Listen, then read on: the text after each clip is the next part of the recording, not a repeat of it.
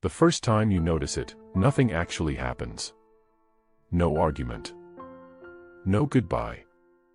No confession. You are lying in bed staring at your phone because the day felt heavier than usual. Something happened at work. Or maybe you failed at something. Maybe you spent the entire day feeling like your life was quietly falling apart. Normally you would tell them. Months ago you wouldn't even think about it. You would simply call. And somehow things would feel smaller afterward. But tonight you type the message 3 different times. Delete it. Rewrite it. Remove certain parts. Make it shorter. You finally send. Today was rough. The message delivers. You place the phone beside you. You wait. Because somewhere inside you, your body still remembers the old version of them. The person who used to answer immediately. The person who asked questions. The person who stayed awake. 20 minutes later your phone lights up. A heart. Nothing else. You stare at it much longer than you should. Because somehow a single heart now feels better than getting nothing. And that is when people begin losing someone. Not when they leave. When they stop arriving. The difficult part is that nobody tells you the attention changed. Nobody sits you down and says, I don't carry your sadness the same way anymore. You discover it yourself. In smaller moments. You tell a story and they check their phone. You stop speaking halfway through a sentence. They don't notice. You say you didn't sleep much. They answer, yeah, me neither. And somehow the conversation moves away from you before it ever reaches you. You start making excuses. They're stressed. They're tired. Life is difficult. And maybe all of those things are true. But your body notices something before your mind does. You begin feeling nervous before talking about your problems. You apologize for needing reassurance. You say, it's okay. Even when it isn't. You begin editing your own pain. That is the frightening part. Not their distance. Your adjustment. You stop telling them certain things. You carry bad days alone. You cry before the conversation because you know you'll have to sound normal. You become easier to love. Smaller. Quieter. You think you're protecting the relationship. You don't realize you're slowly disappearing inside it. One night they're sitting beside you. The television is on. Their phone lights up. They smile. A genuine smile. You haven't seen that expression directed toward you in months. You ask. What? They say. Nothing. And suddenly the room feels strange. Because you are not jealous of the message. You are jealous of whoever still makes them react. You start remembering things you wish you could forget. How they used to notice when your voice changed. How they used to ask, what's wrong? Before you even said anything. How they used to stay awake with you. How they used to care about details. Now you can spend an entire evening beside them and still feel alone. That is a very specific kind of loneliness. Being alone hurts. Feeling alone beside someone hurts differently. You begin carrying conversations. You ask the questions. You keep the energy alive. You tell stories. You search for reactions. And sometimes you stop talking just to see what happens. Nothing happens. The silence arrives. And suddenly you realize something that changes everything.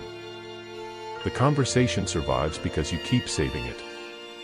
After that realization, you start watching everything. Response times. Tone changes. Punctuation. Online status. You tell yourself you aren't over, but at 2 in the morning you are reading old messages. 3 years ago. 2 years ago. 6 months ago. You compare enthusiasm. You compare affection. You compare versions of them. You compare versions of yourself. The old conversations feel like messages from dead people. Because both of you sound different. The worst part is that your life outside the relationship may actually be falling apart. Maybe your family situation is difficult. Maybe you lost something. Maybe you failed. Maybe you feel exhausted all the time.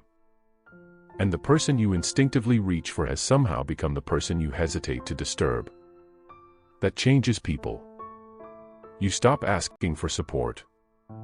You start asking whether your problems are annoying. You begin every conversation with, "Sorry." You apologize for emotions. You apologize for needs. You apologize for existing loudly. And eventually you notice something humiliating. You feel grateful for basic affection. A good morning message. A short phone call. 10 minutes of attention. Things that once happened naturally now feel like rewards. The frightening part is how normal this becomes. You tell yourself, "At least they answered. At least they called. At least they remembered. At least they care." But deep down you know something changed. Because the old version of you never felt relieved by the bare minimum. You begin seeing them around other people. Their energy returns. They laugh. They ask questions. They sound interested. And something inside you quietly collapses. Because the problem was never that they had no energy. The terrifying possibility is that they simply stopped spending it here. You sit beside them while they scroll. You wonder whether someone else receives the curiosity you miss. Someone else receives the enthusiasm. Someone else receives the version of them you have been waiting to come back. You never ask. You don't want the answer. So instead you become more careful. You become easier. You become less. You hide your bad days. You say, "I'm okay." You say, "Don't worry about it." You say, "It's not important." Because somewhere along the way, your pain began feeling inconvenient. And people rarely notice the exact moment that happens. One evening you look at your phone. You see they were online. You know they saw your message. Hours pass. Nothing. You tell yourself not to care. You watch videos. You scroll. You put the phone down. You pick it back up. You hate yourself for checking. You hate yourself for waiting. You hate how much your mood depends on somebody who does not realize they control it. That is when people start losing themselves. Not because somebody left. Because somebody stayed while emotionally moving farther away. The person who once felt like home now feels like a locked door. And you continue knocking. Eventually you stop sharing your struggles. You stop expecting understanding. You stop asking for comfort. You tell yourself you became stronger. But you didn't. You became quieter. There is a difference. And one day, usually very late at night, a thought arrives that you spend months trying to avoid. If I disappeared for a while, would they notice? Not because you want revenge. Not because you want attention. You simply want proof that your absence still changes something. Because people can survive being unloved. What destroys them is feeling forgettable. And perhaps that is what hurts the most. Not losing the relationship. Not losing the future. But realizing that the person whose attention once made you feel important now walks through their day almost unaffected by your sadness. You needed them. That is the whole tragedy. Not when you were easy. Not when you were laughing. Not when you required nothing. You needed them when your life became difficult. When your mind became heavy. When your confidence disappeared. When you stopped performing strength. And somehow that became the exact moment their attention changed. You still remember who they used to be. That is why it hurts. You compare every version of them to the person who once stayed awake. The person who noticed. The person who cared. But people do not always leave physically. Sometimes they simply stop arriving emotionally. And long after the conversations become shorter, long after the enthusiasm disappears, long after the distance becomes normal, one question remains.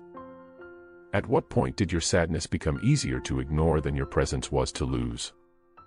Most people never find the answer. They simply continue carrying the memory of somebody who is still alive. Somebody who still replies. Somebody who still says goodnight. Somebody who still exists. But no longer reaches for them in the dark. If this felt uncomfortably familiar, subscribe for more psychological explorations of human behavior.